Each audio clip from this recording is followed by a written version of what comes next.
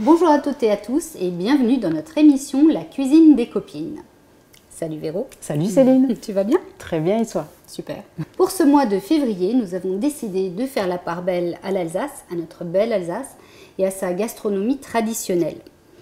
Donc pour ce faire, nous avons fait une sélection de livres que nous avons empruntés à la médiathèque, avec un livre consacré au dessert, par exemple, que tu prends en premier, la cuisine de nos grands-mères, les fourneaux avec nos grands-parents alsaciens, le plaisir de la bonne cuisine, des livres également de Simone Morgenthaler, que tous les Alsaciens connaissent, qui est une amoureuse de l'Alsace et qui la défend très bien.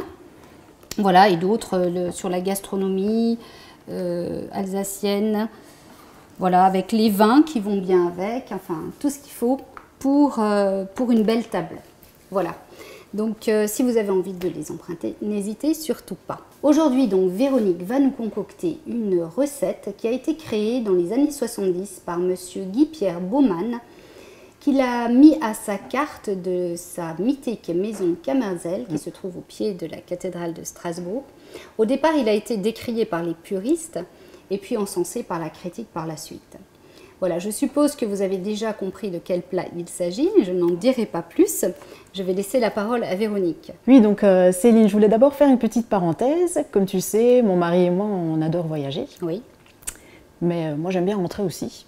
Et je vais te dire pourquoi, notamment. Dis-moi. Tu imagines bien que quand on voyage, ma maman s'inquiète un petit peu. Elle se demande si on mange bien, comment on va rentrer. Et puis donc, forcément, quand on est de retour chez nous, on a droit à une excellente choucroute alsacienne. Super.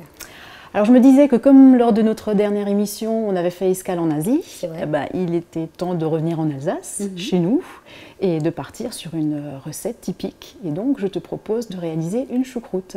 Mais pas n'importe laquelle. Non, ce ne sera pas la choucroute traditionnelle. Comme tu l'as expliqué en début d'émission, on va partir sur la recette de la choucroute au poisson.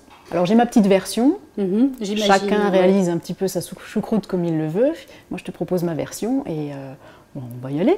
Ça marche. Jetzt geht's los.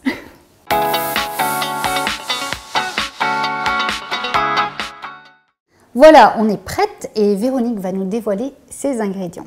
Oui Céline, alors pour cette choucroute de poisson, on va d'abord commencer par les poissons. Je propose de la faire avec du dos de cabillaud. On a un beau dos ici. Ensuite du saumon, alors tu remarqueras que le saumon là, il n'a pas une couleur très prononcée comme on le voit habituellement. C'est parce que c'est du saumon sauvage qu'on trouve maintenant assez facilement aussi en supermarché. Il est moins gras aussi que ce qu'on voit, donc d'où la différence d'apparence. Et moins coloré, moins coloré, donc pas de colorant ou toutes ces choses qui donnent en général envie d'acheter, ce qui n'est pas forcément un critère. Alors, pour de la couleur, par contre, là, je te présente du haddock. Je ne sais pas si tu le connais comme poisson, le haddock. Si, mais je ne savais pas ce que c'était. Je pensais que c'était un autre poisson que celui que tu m'as dit tout à l'heure. Alors, en fait, effectivement, certains pensent que c'est de la morue, d'ailleurs, et du cabillaud. Du cabillaud, oui. En fait, le haddock, c'est simplement de l'aigle fin. De l'aigle fin qui a été fumé et salé. Voilà, d'où la couleur. Alors la couleur, elle n'est même pas due au fumage, figure-toi. La couleur provient d'un colorant végétal qui s'appelle le roucou. Ouais, et le roucou, c'est un colorant végétal qui est notamment utilisé pour colorer les mimolettes aussi. Oui, j'en ai déjà entendu parler, effectivement. Donc rien de chimique. Le roucou, c'est une plante qui nous vient d'Amérique centrale, si je ne me trompe pas, d'Amérique du Sud. Et on récupère, apparemment c'est comme une cire qui est récupérée pour différents usages, notamment en cuisine. Voilà. Donc, en tout cas, on le reconnaît facilement, le haddock. Quand tu vois un poisson qui a cette couleur-là, et d'ailleurs, si je peux me permettre, je vais retourner, tu vois, la peau, qui a aussi bien pris la couleur, qui ne se consomme pas. Mais on va la laisser quand même sur le poisson pour que ça se délite. Pour la cuisson. Voilà.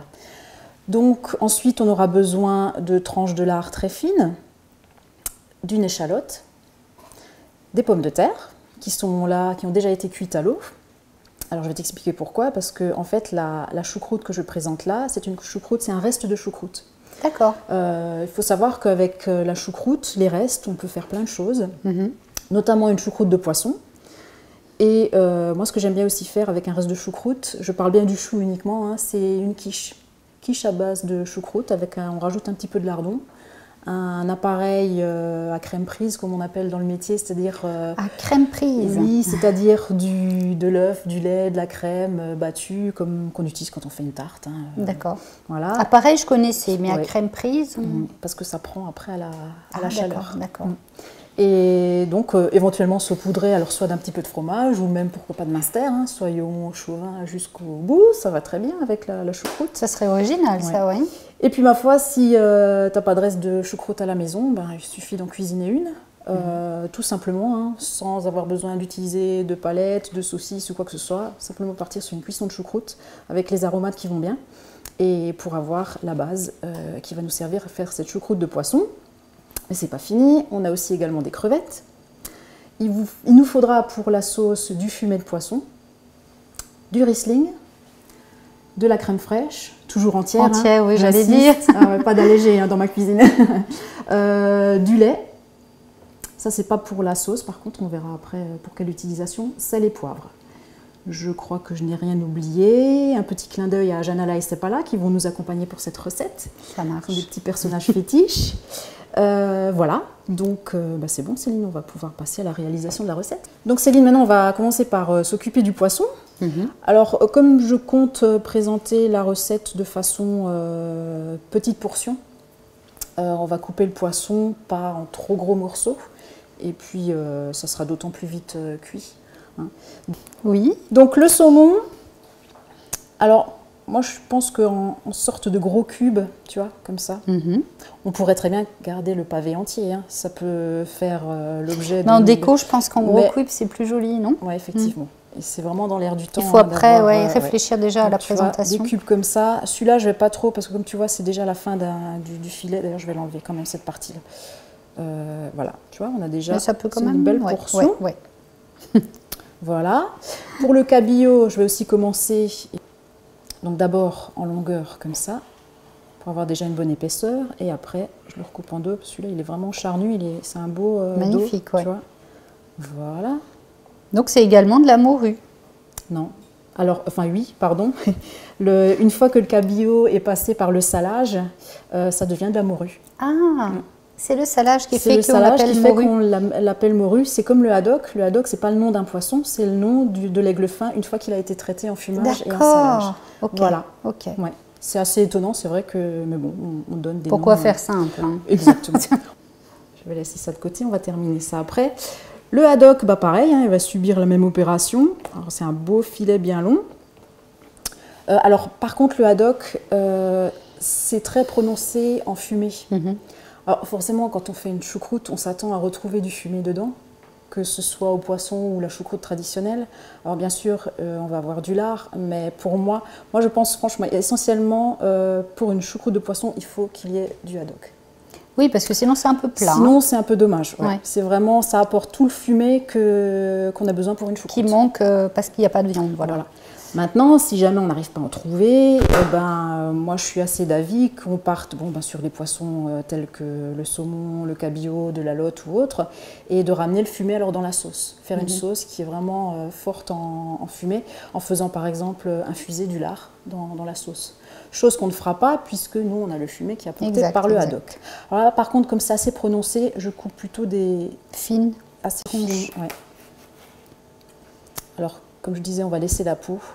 Ça va vraiment permettre d'avoir une bonne tenue à la cuisson. Après, elle va s'enlever facilement. Voilà, on va faire des tranches un petit peu en longueur, comme ça. Encore une. Et après, je te laisse réaliser la suite. Voilà. C'est pas mal. Donc, je te passe le couteau. Tant qu'il y a le haddock sur la planche, on va pouvoir continuer avec le haddock. C'est bon. Voilà. Merci. Donc, tu vois, tu sens que c'est assez ferme. C'est surtout la peau qui fait ça. Hein. Ça a une texture un petit peu... Je sens que c'est la peau qui me résiste. Un peu granuleuse. Voilà, des beaux petits cubes. Tac. Alors, pour la décongélation de poisson, quand même, alors je dis qu'on ne peut pas le décongeler sous un filet d'eau chaude, mais par contre, sous un filet d'eau bien froide, tu mets ton poisson, alors dans son emballage, faut pas dans un saladier, tu laisses couler de l'eau froide dessus et ça va décongeler plus rapidement que si tu le mets au frigo. Pour ciseler une échalote, alors donc j'ai déjà enlevé la peau. Ce que font les pros, les chefs, c'est d'abord ils entaillent l'échalote là, dans la longueur, comme ça. Je pense qu'on va bien le voir. D'où l'importance d'avoir un bon couteau, tu vois. On pourrait même essayer de faire plus fin. Donc là, tu vois, elle est coupée sur plusieurs épaisseurs. Oui. Et ensuite, comme Pareil, on l'aurait comme fait à ça. la limite normalement, dans D'accord. l'autre sens. Et tu vois, je vais pas Et bien jusqu'au sûr, voilà, bout, pour que ça justement. tienne. Voilà, comme ça Oui, bah ça maintient c'est mon l'ensemble. problème. Ça c'est une bonne. Que moi je vais Après, jusqu'au bout. Oui, après le bout, on peut le hacher à la fin, c'est sans souci. Hein. Et après, toujours notre fameux mouvement. Et là, tu as une échalote qui est bien ciselée. En tout petit morceau. En tout petit, j'arrive au bout, attention au doigt. Et tu vois, à la fin, tu as juste à reposer. Encore que là, tu vois, on est sur la partie un peu plus épaisse. Donc, Que tu n'utilises pas? pas forcément, parce que là, en l'occurrence, pour la recette, je vais garder l'échalote dans la sauce. Certains la filtrent. Moi, je préfère, pourquoi s'en débarrasser autant garder ça. Bon, bien sûr, ça mettrait un petit peu de mâche, c'est pas forcément toujours agréable, mais moi, j'aime bien. J'aime bien, après les goûts et les couleurs. Hein. C'est qu'un petit peu les yeux. Je sais pas si ça pique les yeux. Moi, j'ai mes lentilles, donc c'est bon. Ah oui, ça protège bien. Petite astuce, hein. Les lentilles, Oui. ça protège des... Un petit peu. Ça commence à couler. Bon, ben voilà, on a coupé tout ce qu'il fallait, donc on va pouvoir passer sur le plan de cuisson.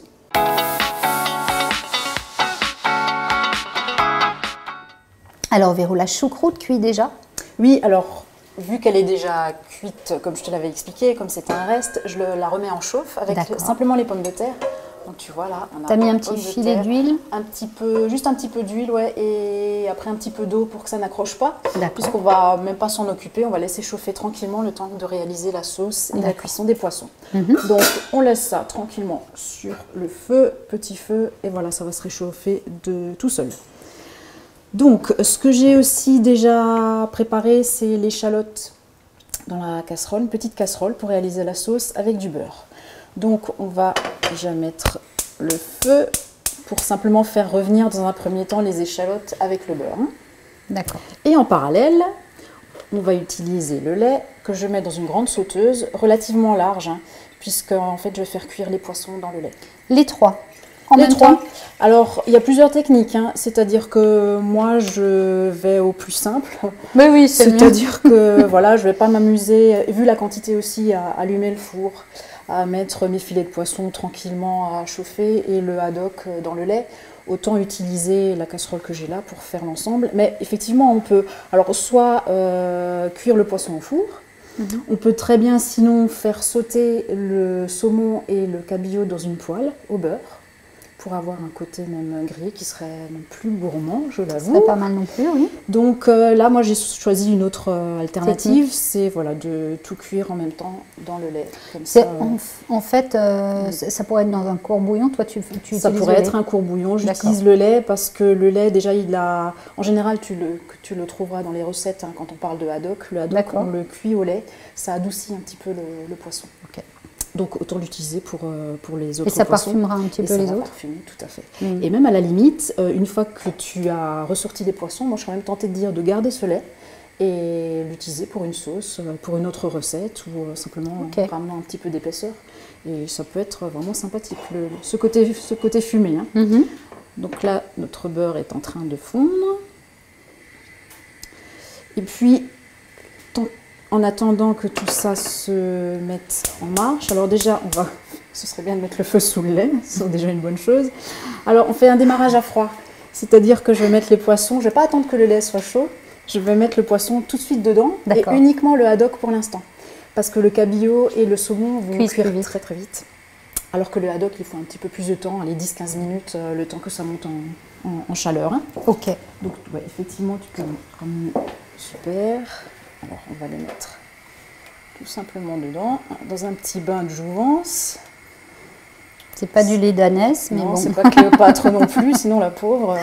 Donc voilà, on va attendre que ça monte en chaleur. Par contre, il ne faut surtout pas faire bouillir le lait. Il faut que ça chauffe tranquillement. Entre-temps, tu vois, notre échalote est en train de... Tu le fais juste translucide ou tu fais un petit peu doré? Juste les faire un petit peu... Non, les faire un peu cuire en fait. Je ne veux pas les dorer. Je vais rajouter le Riesling, du vin blanc peu au pif, un peu. Ouais, j'avoue que c'est toujours un petit peu au pif, effectivement. C'est l'équivalent, quoi, allez, d'un verre, j'ai l'impression. Un petit alors. Un petit verre.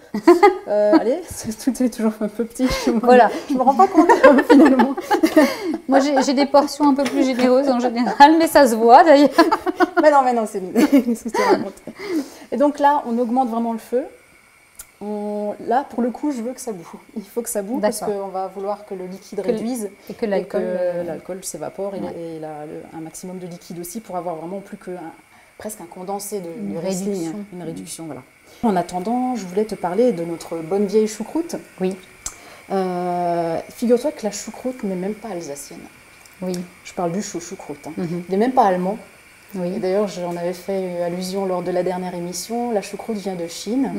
Alors, j'ai regardé un petit peu plus précisément ce que je pouvais trouver. Et on trouve l'origine de la choucroute dans le nord de la Chine, notamment les ouvriers qui ont construit la muraille de Chine se nourrissaient de choucroute, qui avait l'avantage de se conserver très bien. Et la deuxième chose, c'est qu'elle est bonne pour la santé. Le chou, on le met donc dans ce qu'on appelle une saumure. La saumure, c'est simplement du sel. Du sel, oui. Du sel et on laisse fermenter.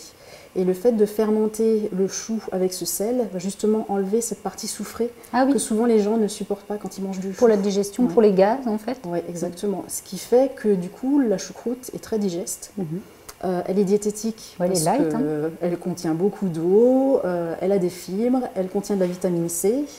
Et ce processus de fermentation, en fait, à la base, c'est le sucre de la choucroute qui se transforme en acide lactique, ce qui en fait un probiotique. Je ne sais pas si tu as déjà entendu parler des probiotiques. Si, on en parle de temps en temps à la revue de presse. C'est très bon pour la santé, pour la flore intestinale, et c'est en fait des bactéries amies qui sont bonnes. Qui aident à la digestion. Tout à fait. Donc voilà pour la petite histoire de la choucroute. Intéressant. Pourquoi je disais aussi bonne vieille choucroute ? Parce qu'elle était en Chine. Comment est-ce qu'elle est arrivée jusqu'en Alsace ? En fait, elle a été apportée par les Huns. Oui. Peuple nomade, peuple nomade de l'Asie centrale. Et ça date parce que ça a été fait, si je ne me trompe pas, au 5e siècle. Les Huns qui sont venus en Europe envahir c'était je crois d'ailleurs Attila même qui était à la tête des Huns. Donc voilà, ils ont ramené avec eux la choucroute en passant par l'Allemagne, par l'Autriche. Et puis voilà, donc certains se sont installés et voilà, du coup voilà, ont donné leurs recettes. Et la choucroute est vraiment un élément diététique, il n'y a pas à dire. Ce qui fait qu'elle n'est pas diététique en elle-même, c'est le plat en lui avec... c'est ce qu'on y rajoute. C'est ce qu'on y rajoute, les viandes, les saucisses, la pomme de terre, bon après... voilà. Pourquoi que la pomme de terre simplement à la vapeur, elle n'est pas très gênante non plus. Une fois qu'on les fait revenir dans du beurre, dans de l'huile, ça c'est pire. Exactement, et d'y associer les protéines, donc saucisses, viande et tout ce qui s'ensuit. Donc le poisson avec la choucroute, c'est génial. Le petit bémol, c'est la sauce, mais enfin bon, à un moment donné... on n'est pas obligé non plus, et puis on n'en mange pas tous les jours, donc il faut que ça reste un plaisir avant tout. J'ai coupé le poisson. Pourquoi ? Parce que là, je suis sur un feu large. Assez fort, assez fort. Donc, je laisse infuser tranquillement dedans. Et on va réaliser la sauce. Une fois qu'elle sera faite, on repartira un petit peu en chauffe au niveau du poisson pour juste ajuster et rajouter le saumon et le cabillaud. Et puis après, on n'aura plus qu'à réaliser nos petits chips de lard. Tranche de lard qu'on va simplement faire saisir à la poêle très chaude pour avoir ce que j'appelle des chips. Alors, je crois que tu te souviens, on avait déjà fait des chips, mais de jambon cru, qu'on avait réalisé au four. On peut faire la même chose avec les tranches de lard, sauf que là, j'ai 4-5 tranches de lard, je ne vais pas allumer le four juste pour ça. Donc, on va les faire à la poêle. Elles ne seront pas toutes plates, toutes belles, mais l'effet est garanti aussi. Ça chante. Je n'ai pas voulu chanter tout de suite, mais ça chante. Des tranches très fines. Et c'est pareil, je les ai trouvées au supermarché, parce que parfois, c'est pas évident de couper toujours très fin. Bah oui. Mais celles-ci, j'avoue que sous vide, elles sont vraiment à l'épaisseur que je souhaitais. Allez hop, on va optimiser la poêle. On va tout mettre dedans. De toute façon, ça rétrécit un petit peu. La sauce, elle est relativement chaude, donc là, je vais la laisser. Je vais remettre le feu sous le poisson. Et on va mettre même tout de suite effectivement nos cubes parce que ça peut très bien cuire gentiment. Hein. Comment on dit gentiment, c'est un terme qu'on utilise aussi en cuisine. Tout doucement. C'est bon. Donc voilà, je les retire sur le papier absorbant.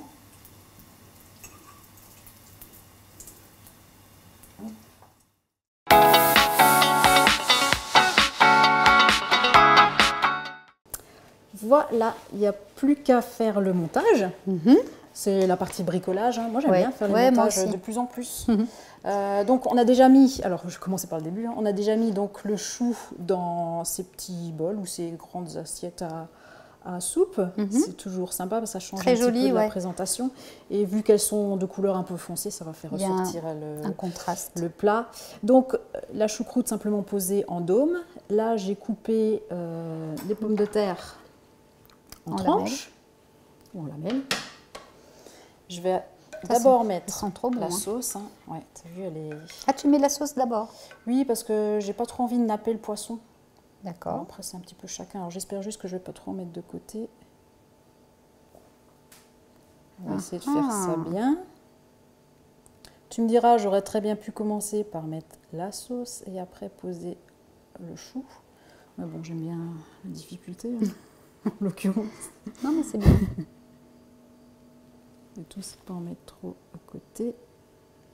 Voilà. Je pense que c'est... Voilà, c'est joli. Ensuite, on va dresser avec... Je vais prendre ça. On va aller chercher donc nos morceaux de poisson. Alors, un petit bout de cabillaud pour commencer, qu'on va poser peut-être là. Alors, j'ai pas trop réfléchi à la présentation. On va mettre un petit peu au fur et à mesure. Un bout de saumon ici. Une jolie tranche, voilà, de haddock. Voilà, mon capitaine. En face. Voilà, je sais pas si toujours le chiffre impair. Hein, oui, on le retrouve tout le temps finalement, c'est marrant. Alors maintenant que je vois un petit peu ça, ça me fait penser, on pourrait très bien avoir la Saint-Jacques aussi. Faire revenir une Saint-Jacques. Et parce que c'est un petit peu... Je crois qu'on peut la mettre dans toutes les préparations. Oui, finalement la Saint-Jacques. Et puis je sais que c'est quelque chose que, comme moi, tu aimes beaucoup la Saint-Jacques. Voilà, je suis en train d'en mettre. Oups. Alors il y a la peau du lait, hein, mais bon. Quand j'étais petite, j'aimais pas la peau du lait. Moi non plus, hein. J'aime toujours pas. Et puis d'ailleurs, j'aimais pas aller chercher le lait non plus. Il fallait aller à la ferme. Mais finalement, quand j'y repense, je trouve que c'était génial. C'était génial. Moi, c'était au supermarché, tu vois, donc on avait nettement moins de charme. Il y avait encore beaucoup de producteurs ici sur Bissheim, mais il n'y en a plus aujourd'hui, malheureusement. Mais bon. Voilà, on va mettre un petit peu de pommes de terre quand même. Alors, je sais pas, j'ai pas trop bien réfléchi. Ouais, c'est joli comme ça, c'est très beau. Est-ce que j'en mets Ouais, quand même 2 tranches, allez. Soyons fous. Même 3. Un peu de calories. Ah, 3, c'est parfait. Tu trouves? Pile poil dans les trous. Allez hop, pas fait exprès. Je prends pas les doigts parce que c'est très chaud. C'est joli comme tout ça. Voilà. Les cerises sur le gâteau. Un petit peu de lard, celui qu'on a donc fait tout à l'heure. Voilà, on va l'intercaler comme ça, je pense que ça va. C'est marrant, il a vraiment pris une forme assez fantaisique. Hein. Fantaisiste, sans fantaisie. Je dirais fantaisiste, mais... Oui, fantaisiste, j'ai inventé sinon, un nouveau mot. Au nouveau que j'aille voir sur Internet. Bah, moi, je suis fantaisique, tu fais ce que tu veux. C'est bien aussi. Et puis, nos petites crevettes. J'ai pas fait de moule, mais j'aurais très bien pu intégrer une ou 2 petites moules. Au niveau couleur, c'est aussi relativement plaisant parce que ça tranche vraiment. Ah, ben voilà, sur la pomme de terre, c'est bien. J'en mets qu'une. Qu'est-ce que t'en penses? Allez, hop. Voilà, donc notre choucroute de poisson, à ma façon, est terminée. Elle est magnifique, vraiment magnifique. Je crois qu'il n'y a vraiment plus qu'à la déguster. Hein. Avec grand plaisir. Oui, je suis d'accord avec toi. Voilà, notre émission se termine. J'espère que ça vous a plu. J'espère que vous aurez envie de faire ça à vos futurs invités. Et nous vous donnons rendez-vous au mois prochain pour une nouvelle recette. Et en attendant, on vous souhaite un bon appétit et un Goethe. Et un Goethe.